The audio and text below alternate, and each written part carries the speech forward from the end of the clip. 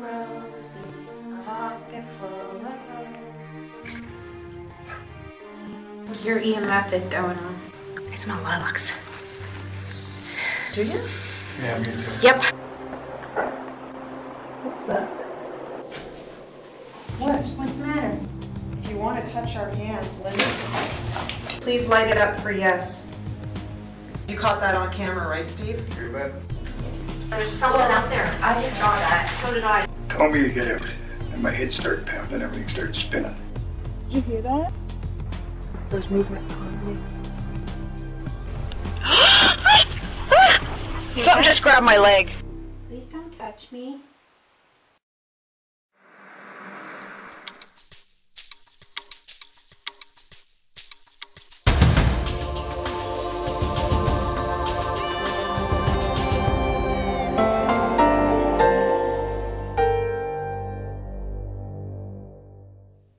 Approximately 50 miles west of Halifax, on Nova Scotia's south shore, is the beautiful picturesque town of Chester.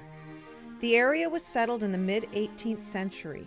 In the early years, Chester played an important role in shipping, shipbuilding, lumbering, and fishing, but it is more recently known for being a vacation and resort destination.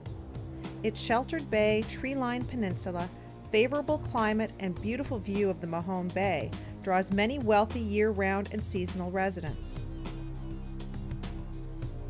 In the fall of 2012, we heard rumors that a newly opened business, the Galley Restaurant and Lounge, was experiencing some unexplained activity. After speaking with the owners and hearing some of the reported claims and experiences, we decided to make the trip to Chester to investigate the building.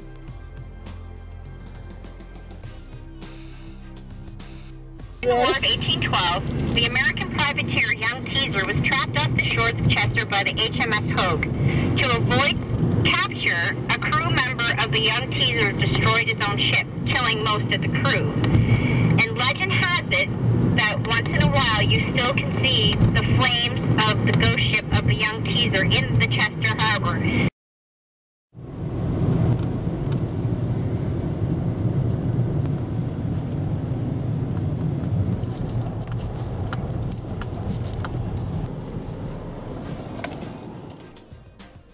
My name is Ben Wiper, and I'm a co-owner at the Galley Restaurant and Lounge in Chester Basin, and we believe that we have some paranormal activity in the restaurant, and that has been primarily for two incidents where we've had multiple witnesses. The first one was during the construction phase in April of this year, and there were three of us in the restaurant. We were getting ready to paint the walls and sort of washing them and priming and getting them ready. And it was probably 11 or so at night, 11:30. Three of us were here, and we had in previous nights, heard footsteps and things like that, and just sort of discounted it a little bit. But we heard a ship's bell at the entrance ring on us, and it's not any old ship's bell. It's a big, heavy bell. The dinger in it doesn't move easily, and it's high off the ground too. And the doors were closed, so there was no way for wind to get in. And it went, and it echoed through the hallways, and the three of us were all within probably 20 feet of the bell when it rang. It was not within view of any of us, but it was undeniable, and we had all three of us there when it happened. It caused us to pause and sort of caught our attention. We shook it off and just said, "Oh, yeah, it's just the ghost of the galley," just sort of joking. And so, anyways, and then we had continued things throughout our opening and through the spring and summer, but really nothing beyond sort of personal experiences, hearing things, voices, and voice of sort of a burly, piratey type man, mostly in the stairwell and near the lounge and the entrance to the restaurant, and then also voices in the white noise with the compressors, the ice machine compressors, the freezer compressors, that sort of thing. But the second confirmed or multiple witness event that happened was in late August, early September.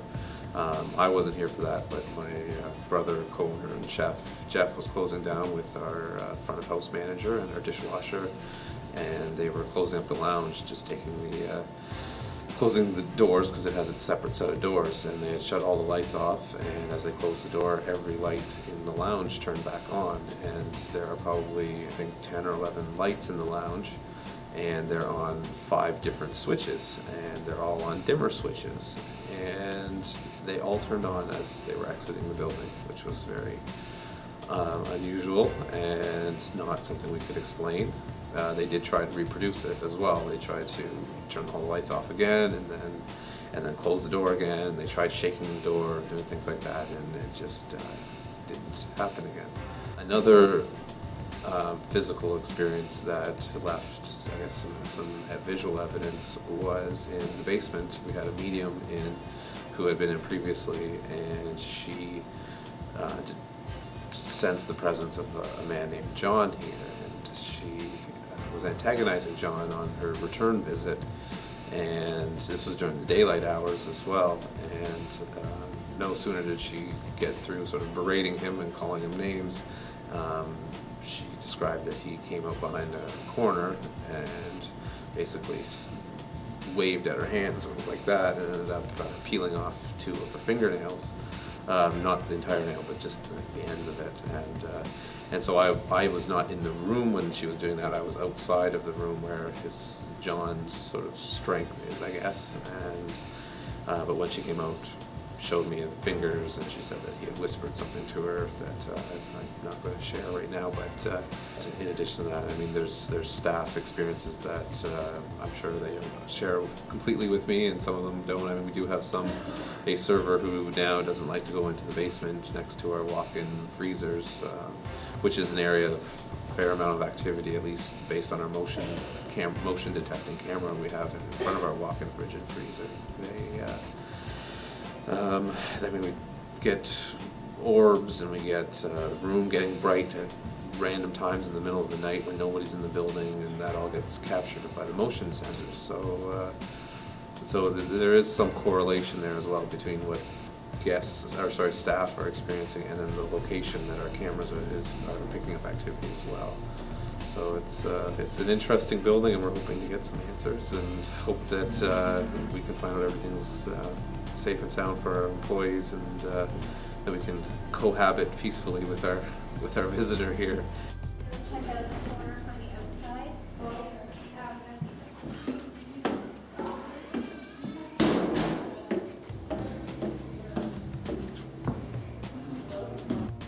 Prior to investigating, the team takes EMF readings throughout the building so we can rule out any explainable EMF spikes that we may get while investigating in the dark.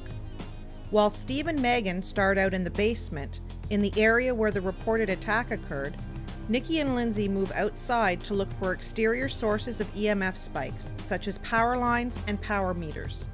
Since we're down on the floor, the temperature's marking up. Yeah. There's too many chairs in the way.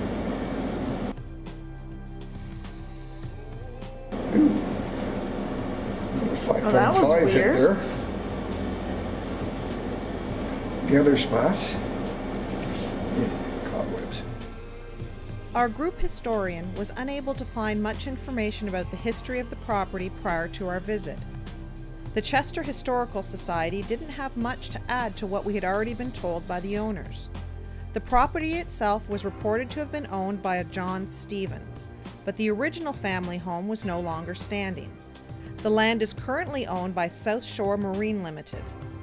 The building that houses the Galley Restaurant and Lounge was built in 1984, and we have been told that it overlaps a section of the original home's location. John Stevens was known to be a rather oppressive and intimidating character, and a medium close to the owners believed that it is his energy that remains in the building. After taking EMF readings throughout the entire building and checking out the areas where activity was being reported, we set up stationary cameras in areas where we thought we would have the best chance of capturing evidence. Camera 1 was placed in the basement, aimed down a short hallway where the restaurant's motion-activated security cameras have captured a glowing mass. Camera 2 was also located in the basement, aimed at the stairs where staff and one of the co-owners have reported hearing heavy footsteps. Camera 3 was placed in the front entranceway to monitor the ship's bell in case it rang out during the investigation. And Camera 4 was placed in the dining room, aimed at a doll sitting in a high chair. Staff have reported hearing children in the dining area, so we used the doll as a trigger object to try and encourage activity. The following account is my own personal experience. It occurred while we were still setting up, and unfortunately none of our audio recorders nor our mobile camera were in use at the time. Although our stationary cameras were recording, the sighting happened out of stationary camera range between cameras 3 and 4. Since we have no evidence to support what I saw, I am offering this up as my own personal experience, to be added to the many we have already heard from employees. I was in the lounge area and had just taken my camera out of my bag so I could take some quick photos of each of the rooms from different angles. As I exited the room, I had my head down and was turning on my camera and changing the settings. As I stepped across the threshold into the entranceway, I raised my head and saw a solid white silhouette of a person, like the reverse of a shadow person, standing a couple of feet inside the dining room. It looked to be a woman or a very slight man, but it was most definitely an adult judging from the size, which I would guesstimate to be around 5'5". It all happened so fast, and as soon as I was able to process what I was seeing, the figure disappeared before my eyes.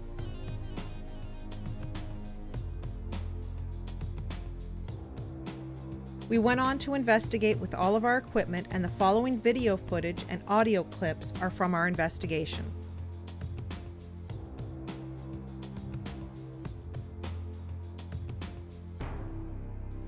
While we were setting up for the investigation, Steve decided to turn on his iOvilus. It's an iPhone app designed after an Ovilus, which is basically an electronic dictionary. The theory is that if spirits are able to use their energy to manipulate electronic devices, then they should also be able to use the phone app to select words they want to use to get a message to us. Once on an investigation, I asked the spirit to use the device to say my name, and within a minute it had said Kim. This is only one of the reasons why we continue to test this app on our investigation. Okay, wait. What? Steve's thing earlier, Ovulus, said Cup, and then it said America, right? Yeah. The poster says America's Cup, Newport, 1983. America's Cup? Yep, look at that. It said Cup like 3 or 4 times, and then at America. one point it said America. In 1851, Commodore John Stevens, a member of the New York Yacht Club, formed a syndicate to build a racing yacht. She was christened America, and on August 22, 1851, she won the 53 nautical mile regatta around the Isle of Wight, finishing 8 minutes ahead of the closest rival. The New York Yachting Club remained undefeated for the next 132 years, and it became known as the America's Cup.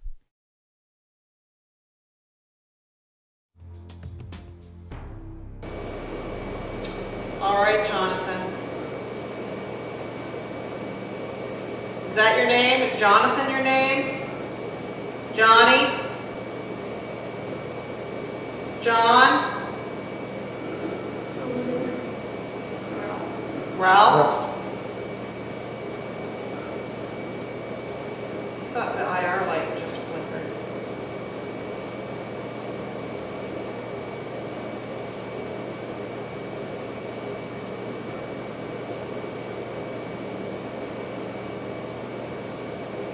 Why do you hang around on this property, John?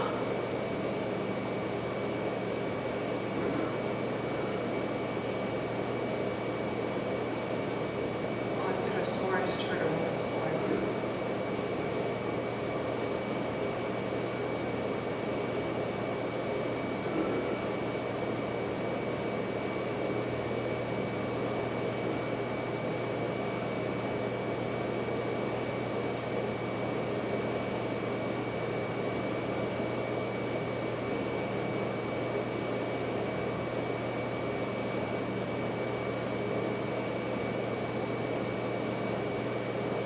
Hear that over there? Yeah.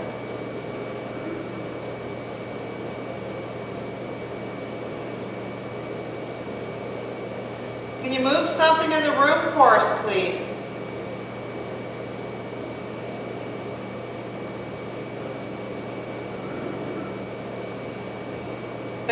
and Jeff want to know that you're here. They want proof that you're here.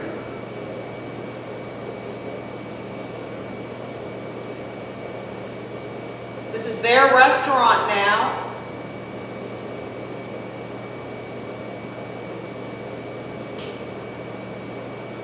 Wow.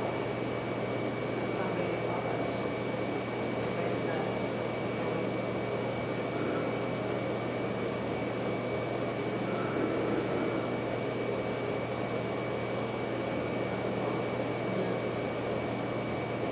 You okay, Steve? Yeah. You did? It was extremely difficult to hear anything in this room, even each other, over the roar of the furnace.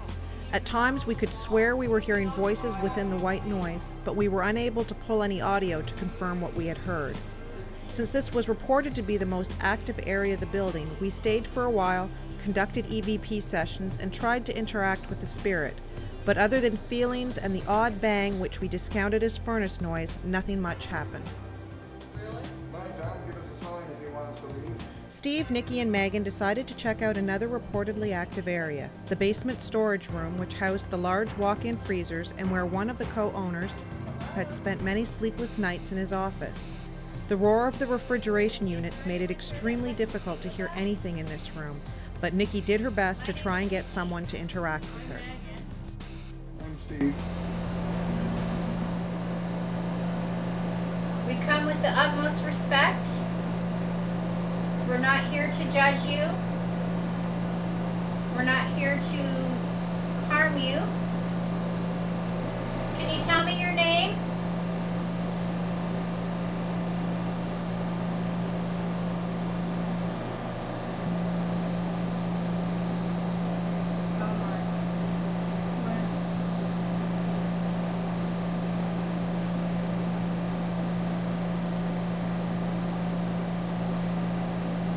I can't tell, there's such a huge roar.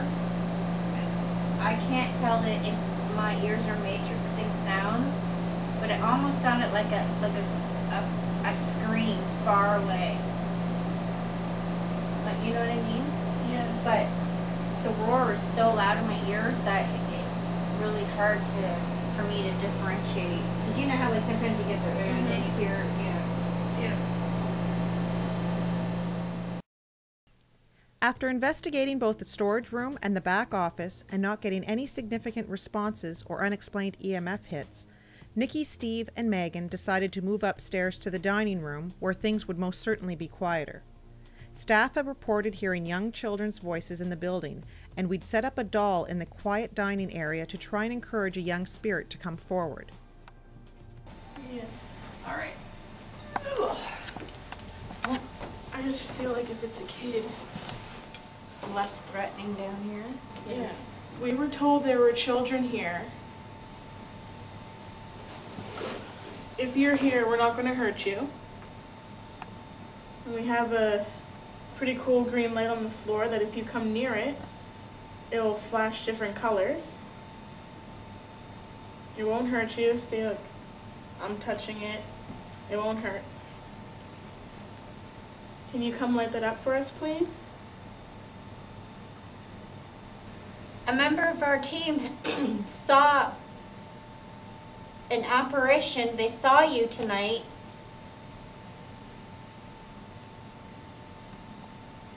If the person that she saw is still here, could you clank a glass for us? There's many glasses on the tables. I'm hearing footsteps.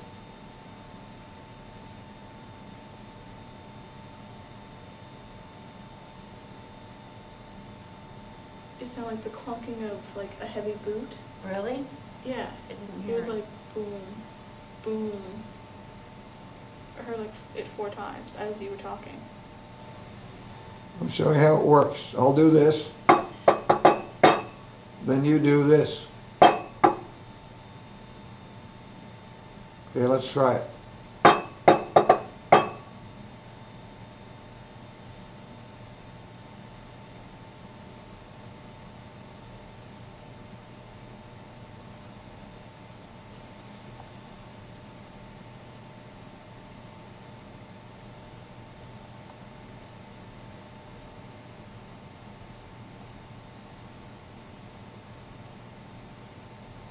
There's someone talking. Is there? Yeah. You hear what they're saying? No. Could it be Kim and Lindsay? I hear a low murmur. I think it may be them, but the talking, no. Oh, that's me moving. Guys? Yes? Oh, you have the walkie? If I can get it in my pocket. Yes. Oh. I know you guys keep asking for banging and knocking, and Lindsay and I are hearing banging and knocking in the corner of the bar here. Not by the bar, but in the other opposite corner over by where the patio is. Oh, okay. Does it sound like a knock in response?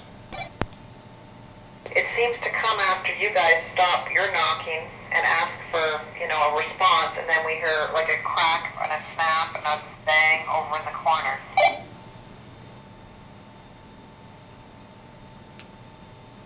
What was that? I don't know. Are you trapped here, John? Did you hear that now? Yeah. I heard But something. you know what that noise, like, Yeah. when it sounded like a flashlight Oh. clicking. Do you know what I mean? Yeah. Mr. Stevens, are you trapped here? Are you trapped here, John? Are you trapped here, John? Are you trapped here, John? Lindsay, Nikki, and I tried another attempt at interacting with the spirit in the basement, but the feeling had changed down there and we decided to move on to another part of the building. You know what? Let's go down to the hallway that I told you that Ben showed me. It's upstairs and down a set of stairs. There's a little hallway there. And Upstairs. did it just say upstairs? Gone. Be gone. Okay, let's go. Upstairs it is. While we don't consider the verbal output of the eye obulus as evidence of anything, we often run it if things are quiet to see if anything that is said is pertinent to where we are investigating. We are still trying it out and getting a feel for it. As an open-minded team, we like to try things out on our own to determine if they are useful as investigative tools. Great. I'm gonna tag team with Megan. Is that okay? Are you switching out with him? Yeah.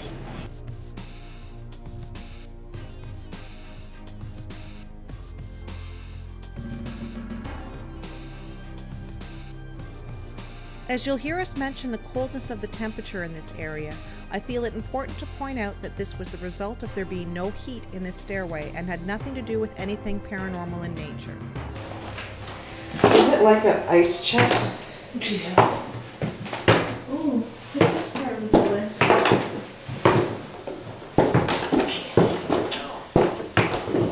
What did it say? Tone show.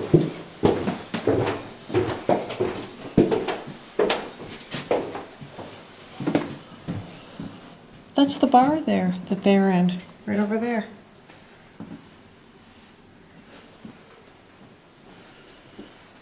It is freezing down here. It's 48. Are you Warm.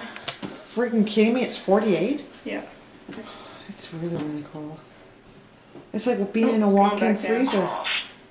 Cross. Out. All I can hear is Lindsay chattering. I'm so scared.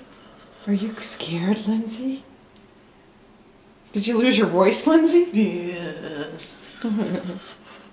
Line.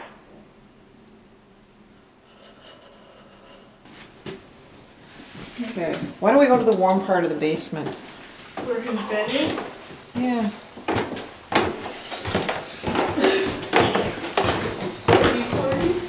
So we'll go back here. Such a pretty view. grandma girl. Now listen, we put a little dolly here for you. Office. And yeah, we're going down to the office. We put a little dolly here, and it's for you to play with. So if you want to come and touch it, or give it a cuddle, or tug on its arm, you can do that. As we are walking through the kitchen, I notice an open flame above the stove, and I ask if that's supposed to be on. While we are all talking, the voice of a young girl can be heard in the audio saying what sounds to me like Ashley. Is it supposed to be? None of us had heard the voice. It was only picked up in the audio from the video camera, and wasn't heard in the audio pulled from the recorder that Lindsay was carrying behind us. Given the projection of the voice, it sounded like it was ahead of us. I got chills when I heard this during audio review because I remembered what had happened next. Oh, I felt like somebody just grabbed my arm.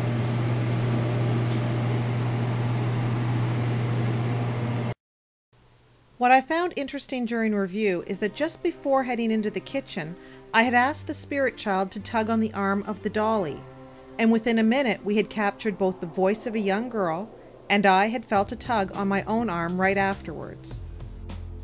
We put a little dolly here, and it's for you to play with. So if you want to come and touch it, or give it a cuddle, or tug on its arm. Is it supposed to be?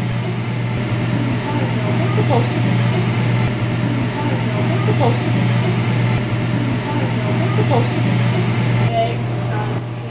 Oh, I felt like somebody just grabbed my arm.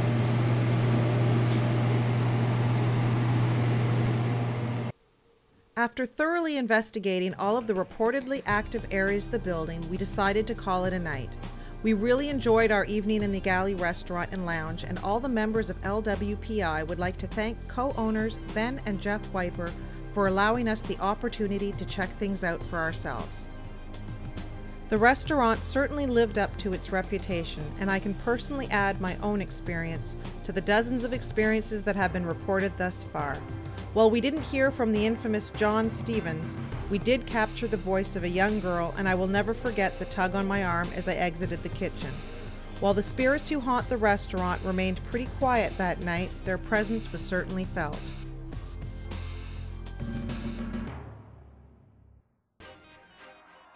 While Nikki was digging into the history of John Stevens, she discovered that her grandfather had served in the Navy under a Captain John Stevens from Chester, Nova Scotia. Her mother provided her with this photograph. She was unable to confirm if it was the same John Stevens who owned the property where the Galley Restaurant now stands, but it was certainly an interesting coincidence, to say the least. While our night vision cameras recorded continuously during our investigation, some of the photos we were shown prior to our visit were taken by the Galley's motion-censored security cameras. Our cameras can also be set to motion activated, and they will take photos whenever something crosses the sensor's path. A snapshot of a moth in flight could look like a ball of light with a light tail, and depending on how close it was to the lens when the photo was taken, it could also create a glow effect. We can't confirm that this is what happened, but we do know that there is another possible explanation to the photos. And our own cameras picked up a moth playing near the camera monitoring the back door in the basement.